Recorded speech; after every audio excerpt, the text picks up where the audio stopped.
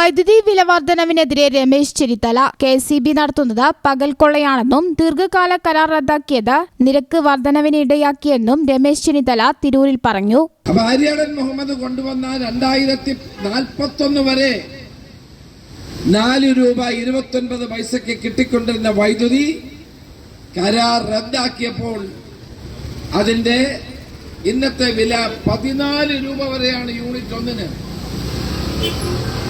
Unit ഒന്നിന് 10 രൂപ മുതൽ 14 രൂപ വരെ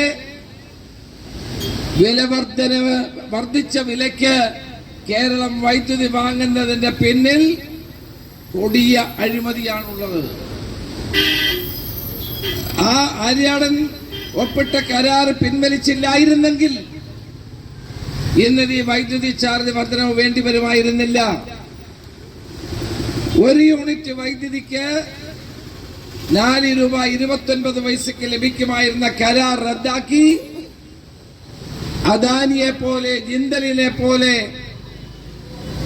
ഇന്ത്യയിലെ സ്വകാര്യ വൈദ്യുതി നിർമ്മാണ വൻകിട കമ്പനികൾക്ക് ലാഭമുണ്ടാക്കി കൊടുക്കാനാണ് ഈ നടപടി ഉണ്ടായത്.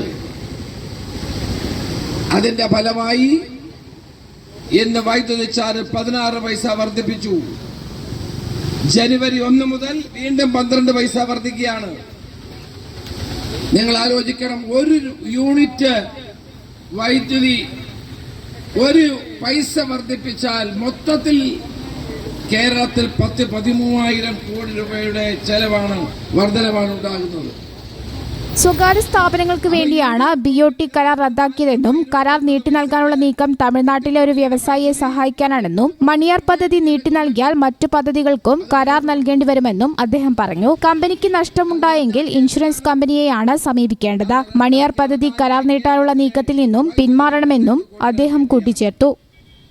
ഈ ചാനൽ ന്യൂസ് തിരൂർ. അൽ സലാമ ഹൈ ഹോസ്പിറ്റൽ റോഡ് പെരിന്തൽമണ്ണ.